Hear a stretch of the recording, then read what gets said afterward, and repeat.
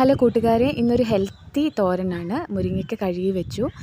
മഞ്ഞൾപ്പൊടി, തേങ്ങ, പച്ചമുളക്, ഉള്ളി എല്ലാം റെഡിയാക്കി വെച്ചിട്ടുണ്ട്. അത് ജസ്റ്റ് ഒന്ന് ക്രഷ് ചെയ്തെടുത്തു. മുരിങ്ങയ്ക്ക കുറച്ച് വെള്ളത്തിൽ നന്നായിട്ട് വേവാനായിട്ട് വെച്ചിട്ടുണ്ട്. അത് കുറച്ചധികം തീയിലങ്ങ് കൂട്ടി വെച്ചേരെ, അല്ലെങ്കിൽ മുരിങ്ങയ്ക്കയുടെ ആ ഒരു ഇതെല്ലാം നഷ്ടപ്പെടും. അതുകൊണ്ട് അതെല്ലാം വെന്ത് കഴിയുമ്പോഴത്തേക്ക് അതിൻ്റെ അകത്തേക്ക് തേങ്ങ അരച്ചത് ചേർക്കുക. ആ തേങ്ങ അരപ്പിൻ്റെ അകത്തെ വെള്ളമെല്ലാം വറ്റി കഴിയുമ്പോഴേക്കും അതൊന്ന് ചിക്കി മാറ്റി വെച്ച് അതിൻ്റെ അകത്തേക്ക് ശകലം എണ്ണ ഒഴിക്കുക. വെള്ളമെല്ലാം ശരിക്കും വാർന്നിരിക്കണേ, അല്ലെങ്കിൽ എണ്ണ ഒഴിക്കുമ്പോഴത്തേക്കും പൊട്ടിത്തെറിക്കും. എന്നിട്ട് ആ എണ്ണ ചൂടായി കഴിയുമ്പോഴേക്കും അതിൻ്റെ അകത്തേക്ക് കടുക് ഇട്ട് കൊടുക്കണം.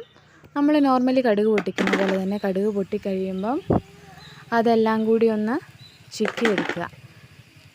ഇളക്കി എടുത്ത് കഴിഞ്ഞിട്ടുണ്ടെങ്കിൽ ചോറിനൊരു അടിപൊളി ഹെൽത്തി ആയിട്ടുള്ള മുരിങ്ങയ്ക്ക തോരൻ റെഡിയായി. ഒന്ന് ട്രൈ ചെയ്യണേ.